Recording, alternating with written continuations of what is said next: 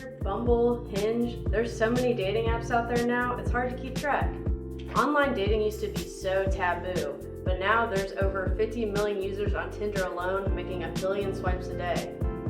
That's a pretty big market. On this Friday's Lunchtime Livestream, we'll be talking about how to reach these large audiences and the marketing tactics these apps use outside of matchmaking. All right, so today we're going to be talking about dating apps, and it used to be really taboo to date online, but now it's very normal. A lot of people are meeting online, so we thought it'd be kind of interesting to look at these large markets of people. It's almost weirder to not be on Tinder or Bumble or something if you're single gal or guy than it is to, not be on it. So I thought it'd be interesting to kind of explore that market since there's millions and millions of people on all these apps. It's I think 50 million people on Tinder. And yeah, it's a huge market. Yeah. So, we wanted to start out by talking about, I guess, our experiences. So, Shannon, how about you tell us about your experience on some of these dating apps?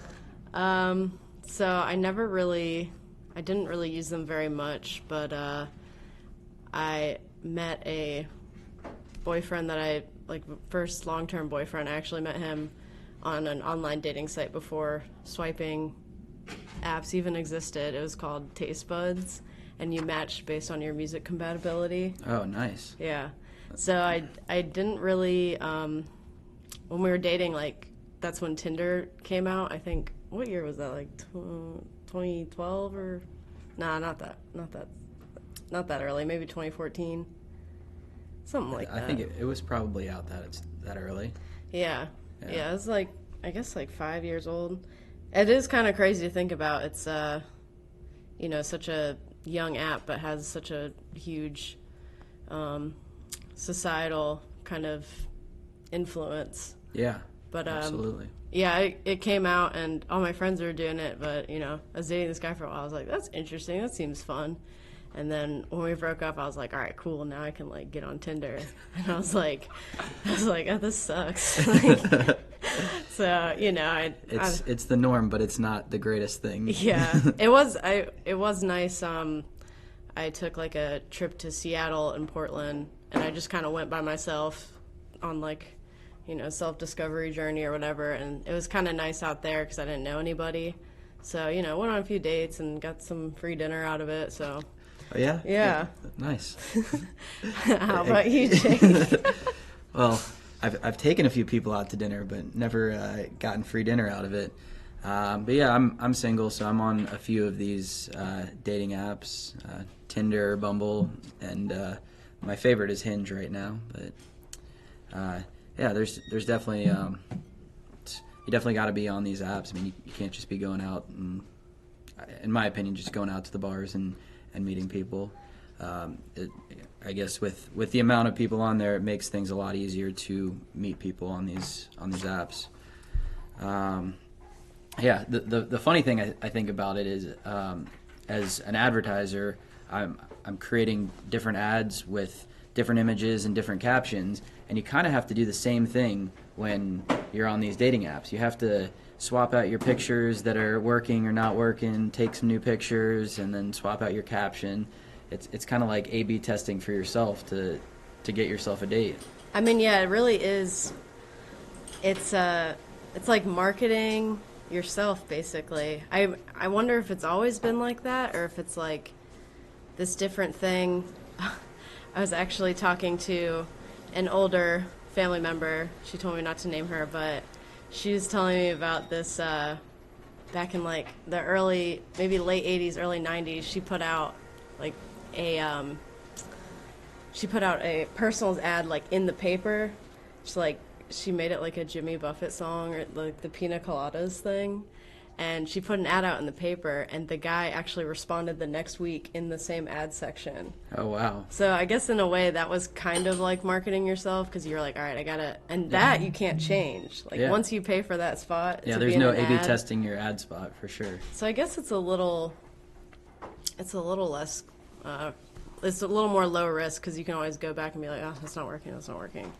That's why, digital advertising is better than traditional in a lot of ways, because you don't have to, I mean, I guess you're sinking money into it I do more of the content creation and he does the ads. But like, I guess from what I understand, you're sinking money into it, but it's like easily changeable if something's not Yeah, I working. mean, you gotta test and adjust with. And you can with any really ad. track it. Yeah, Like- so which you can't track as much of your success on these dating apps, whether one first photo is working better than the other, but you should be able to start to tell if one is working better than the other. But yeah, with the ads, yeah, you're definitely putting money in, testing, tweaking. So yeah, you showed me this video the other day, and I definitely want to show our audience the video clip. If you're on Facebook, we can share our screen for that. Yeah, we can't do it on Instagram, but basically, I'll kind of foreshadow. It happened like summer of last year, and I'm a really big Redditor, so it was like this big Reddit thread, and this guy did this whole tweet thread because he was part of this group. Like basically, this girl hit up this dude, and she was like, "Hey, I'm going to a DJ set," and I think it was like probably not Madison Square, but some park in New York. She's like, "There's this DJ set. You want to meet up?" Blah, blah, and he was like, yeah. And she was like, yeah, I'll be towards the front, so just come and I'll meet you there. And he gets there, and it's like a bunch of dudes there, and they're all kind of looking around, and he doesn't see her, obviously, so he's like, this is weird, she must not be here yet, and like, he's like, it's weird that there's a bunch of dudes here. And then it turns out there is a DJ there, and he's like DJing, and the guys are just like dancing very awkwardly. And then she actually comes on stage, and she's like, I told all y'all to come here from Tinder, and we're going to do this in real life. So some people say it's like a little messed up, but I don't know. I think it's like pretty good marketing. This woman duped hundreds of guys who thought they were going on a Tinder date with her. The huge crowd of men looking for love gathered in Manhattan for a chance to woo this beautiful actress. I have everyone here today to be on a date with me. But when they showed up, Natasha Aponte told them they'd be battling it out to win her affection. No beer bellies, no long beards, no bald guys, you gotta go. Natasha began eliminating the guys left and right, just like on the dating app. Swipe right, swipe left. What kind of reaction do you get in that moment? People behind, in the back were kind of like booing me, and then the people in front were like, what? It was just a mixed reaction because no one has ever had this happen. 3, 2, 1. Those left standing were even told to show off their athleticism. 2, 3. Reaction on social media is mixed. Act of genius, goes one tweet. But some comments denounced the prank as degrading and shameful, especially after they realized it was a stunt for a viral marketing company. This guy was so upset, he grabbed the actress's mic. Excuse me. Security guards descended on 23-year-old Vashawn Watson. Video obtained by Inside Edition shows the recent college graduate getting grabbed by the neck and forced out of the public area. Don't touch me like that. I guess the security felt like I got too close. One of them put his hands on me. And he tackled me to the ground. Rob Bliss owns the ad agency that came up with the phony Tinder date campaign. The planning process took years, actually, and I think it was important to take all of the Tinder experience and bring it into the real world, because everything that Natasha did was simply what we're already doing online. Do you feel bad at all that you duped these guys? I actually am willing to take the punches just because of the meaning behind the message. We're not saying that this is right. We're actually agreeing with everyone and saying this is wrong. So why do we allow it to happen online? Cool. All right. Yeah. So you had a lot of thoughts on this. I mean, I think our boss Eric commented on it when I posted it on our page and was like, we're doing this anyway, so it is kind of an interesting idea to like bring it out to the public and not anonymously. And honestly, I mean, it kind of looked like they were having fun. Like it's a story for, to tell your kids or whatever. I don't know, just like a fun bar story. Like I was part of this weird experiment to like do Tinder in real life. And I mean, we're judging people based on like a picture and like something they type in a profile. One thing that was really interesting is the the boyfriend I met on that dating site, he actually didn't have a picture. It was like a description of what he looked like and like his bio. And I just like hit him up and I was like, hey, like, and we started talking and then he added a picture. I was like, oh, okay. So it's kind of like you can't have that now. No, I wouldn't swipe right if you don't have a couple pictures and a bio. You got to actually put in the effort to build out that profile if you're expecting to get any sort of matches. Yeah, it's just very dependent on that now. And I mean, same with the personal ad. Like, it was just words that my, family member typed. Like, it wasn't really, you didn't know what these people looked like. You didn't know anything about them. Maybe they described themselves, but I don't know. Now, I think there's a little bit of loss of mystery there, which is unfortunate nowadays, because it's really like you just see the person and then that's what you're basing it off of and nothing else. Yeah. So, yeah, I mean, there's that example there is really using or focused on the Tinder model, which is the swipe right or left. And there's a few other apps that are like that. Bumble, where you're swiping right or left, but they differentiate themselves by having the women initiate the conversation. And then another one that we talked about recently was Hinge, but that one's a lot different. You're not swiping right or left. You're actually clicking the like button or leaving a comment on someone's picture or the caption that they've left, which I think is provides a lot of benefit there, because you're actually trying to start a conversation versus just having it like it's a game where you're swiping right or left on people. So it's definitely interesting how they're modeling these different apps around consumer behavior.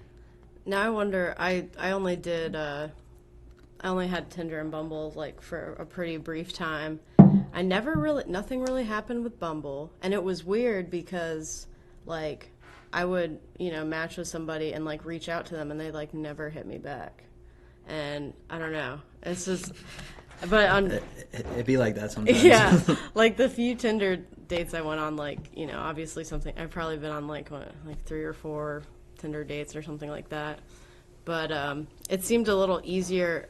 Something about, I don't know if your dating profile is like different for each app. Like I find Tinder to be a little more like people's profiles are a little less serious and like sometimes kind of like self-deprecating or like really straightforward. But I feel like maybe Bumble and definitely Hinge, I think people like try a little harder because maybe you have to. Yeah, I mean that kind of goes back to what I'm saying. It feels more like a game where you're just like mindlessly swiping right or left versus these other ones where you have to put in the effort, come up with a caption, things like that. Yeah, because I guess with Bumble you kind of have to make something that's gonna impress somebody because the girl has to be the one making the move. So it's definitely interesting. And I mean, reading up before this live stream, I didn't know this, but the Bumble CEO actually used to work for Tinder and sued the company for sexual harassment, which, I mean,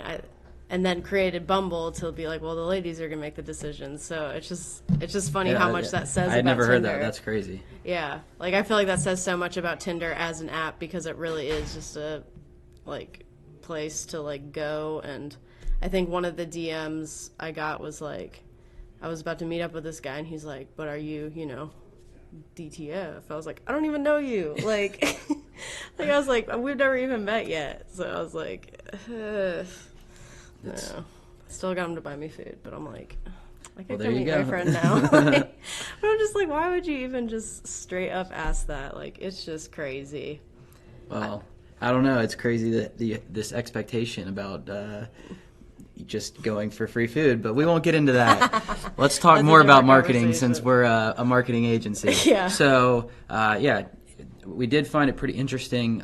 Tinder coming out with the swipe night recently. So I did check that out after Shannon told me about it, and it was the first thing I saw was product placement for Cheetos, hot Cheetos, which was kind of interesting. So these apps they have subscription models where you can pay to get unlimited likes, and they're starting to do ads on there, but now they're doing just way off the wall kind of things where they have these interactive games where you choose one thing over the other. You can swipe one way or the other, and then it leads you down this storyline. But within the storyline, there's different product placement, which was definitely interesting. Yeah, I think there's these things going on in these apps where they're, I mean, obviously it's a dating app, like you're going up there to meet people that you want to, you know, have a romantic relationship with, but they're kind of interjecting these other aspects like that game. And like I know Bumble has like a best friend setting. I never really like tapped too much into that, but you can swipe for like friends and not for, you know, romantic partners or like within. I'm not sure how that separates. But I haven't heard too much experiences with the best friend thing, but and I know Hinge's tagline too is like the app that's meant to be deleted, which I think is a really interesting business model for a company. And I know that's one that you really like, and I don't know, I feel like that resonates with people more, especially if they're looking for like something more serious. They're like, oh cool, I like how this app is like, I want you to delete me, like I want you to find the person that you're looking for and not use this app. I think that's like very, very comforting marketing and really hitting that pain point of like, you know, I want to find somebody. Yeah. So yeah, I just touched on the advertising aspect of these apps. So yeah, for people who are trying to advertise to their customers, there is a huge market out there on Tinder, especially. I think you mentioned there's like 50 million users right now. Yeah, I think that's the largest, but yeah, the other ones aren't too far behind. I think Bumble is like 30 million or something like that, and Hinge is like 20. You were also telling me about Ship too, which I think is a very interesting concept, which we didn't talk too much about. No, we didn't touch on that too much, but yeah, you get on there, and I think it's the model was probably created so that you can get more people onto the app by inviting your friends to the app. You can swipe on behalf of your friends, which is pretty interesting. But yeah, there's just hundreds of apps out there that are specific to different niches. So it's interesting. But yeah, I mean, for advertising on Tinder, there's huge opportunity there. I don't click on the ads and actively take action, but it generates a ton of brand awareness for these brands. So these ads are purchased programmatically, so you're buying space on the platform, and you set a certain bid amount. For instance, $5 for 1,000 people to see your ad, and then your ad begins to appear in the stream, and you can set certain demographic and behavioral settings so that it is more in line with the person who is on that app. So yeah, it's just another opportunity to hit a different audience, which is pretty cool. Yeah, I mean, it seems like right now it's really, because I think they just started kind of experimenting with like advertising placement like last year, right? Yeah, I think it was late last year with the in-stream. Yeah, so I think it's pretty new, and I think it's mainly bigger companies right now, but I mean, I definitely think in the future it'd be a really interesting market for like if you're a restaurant or like a barcade or something like that, like maybe like a Topgolf kind of thing, like something like one of those things that could be date ideas. I think that would be a really interesting market to reach because people are swiping, but they're also thinking like, what do I do after I swipe? And getting that message in subliminally is a really interesting thing to do.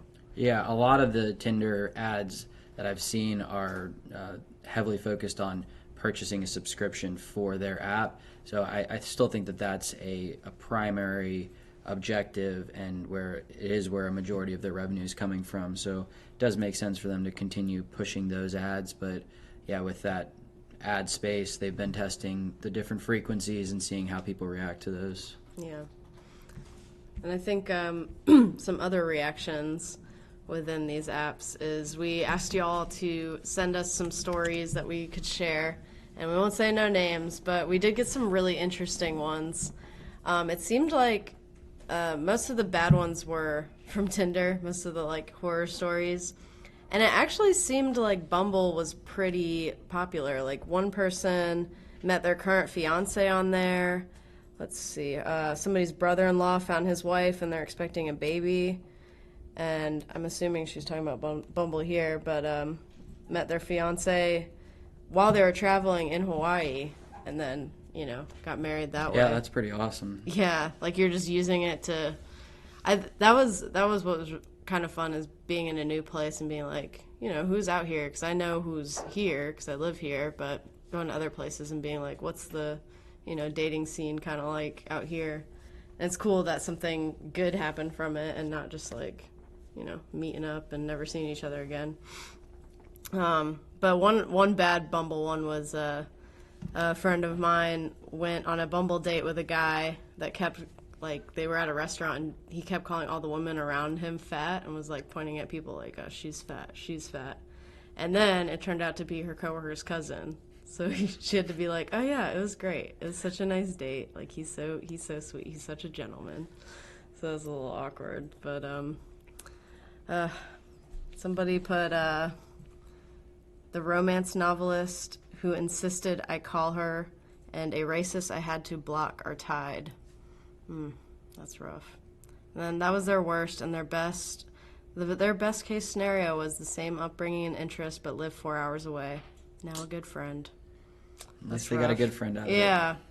Sometimes friends are more important, you know? Yeah. I feel like we don't emphasize friendships as much as we do romantic relationships. Like, I think friends should declare the same kind of love that romantic relationships do. That's why I kind of like the Bumble idea of, like, swiping for friends, especially if you're, like, in a new city or something. Yeah, for sure. I mean, it's just as hard. I almost feel like it's harder to meet friends than it is to meet romantic people. Yeah. It's tough to insert yourself into a new friend group, for sure. Yeah. Let's see. Somebody just said all of them are terrible. You got some comments? Ooh. All right. Thank you. Yeah, sorry, we're like new to this live. Usually Sean's the live stream guy, but I think we're doing all right. Oh, okay. Gabriella said she's been with her boyfriend for almost 3 years and met on Tinder. Hell yeah, that's awesome. Yeah, I mean, I don't know. It seems like it works for some people. Somebody said lots of cringy shirtless mirror selfies. I've definitely seen a few of those. A lot of bad tattoos, too. Not great stuff. First Tinder date, we watched American Beauty and never met up again. Sounds about right. It's like, if you're trying to throw American Beauty in the mix. That used to be my favorite movie, but now I'm like, this is so pretentious. Have you seen that movie? No. Kevin Spacey, and I used to love it. Now I watched it, I was like, this is so... It's the one with the paper bag in the wind, and he's like, it's so beautiful. No, you gotta watch it. It's good. Right. It's good. I'll check it out. Good and bad. But yeah, I think that's pretty much all the responses we got. Yeah, I'm glad we got so much engagement on our pre-promotion of the event. So thanks to everybody who's tuning in live and after the fact. We'll have these every Friday at noon. So definitely keep tuning in, and if you have things that you want to talk about with us, we can just shoot us a message, and we'd